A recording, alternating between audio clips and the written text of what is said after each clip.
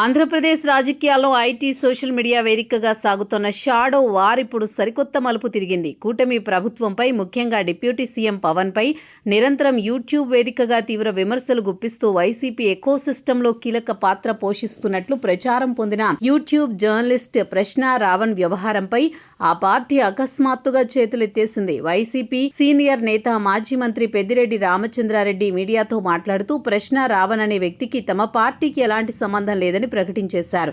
పెద్దిరెడ్డి తన వివరణలో రావణ్ అనే వ్యక్తి తమ పార్టీకి చెందినవాడు కాదని, తాము అతన్ని ఎక్కడి నుంచో తీసుకొచ్చి కూటమి ప్రభుత్వంపై మాట్లాడించలేదని డిఫెన్స్ మోడ్లోకి వెళ్లారు.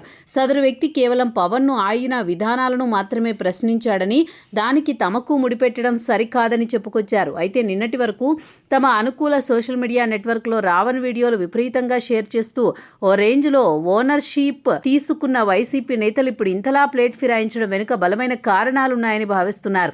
రావణ్కు సంబంధించిన కొన్ని పాత వీడియోలు సోషల్ మీడియాలో బయటకు రావడం, అవి తీవ్ర దుమారం రేపడంతోనే వైసీపీ వ్యూహాత్మక యూ టర్న్ తీసుకుంది. రావణ్ గతంలో రాష్ట్రీయ స్వయం సేవక్ సంఘ్పై అత్యంత ఘోరమైన వివాదాస్పద వ్యాఖ్యలు చేయడంతో పాటు ఏకంగా దేశ సార్వభౌమత్వానికి, దేశానికి వ్యతిరేకంగా మాట్లాడిన వీడియోలు ఇప్పుడు నెట్టింట వైరల్ అవుతున్నాయి. దేశ వ్యతిరేక భావజాలం ఉన్న వ్యక్తిని నెత్తిన పెట్టుకుంటే బీజేపీకి కోపం వస్తుందని వైసీపీ భయపడుతోంది.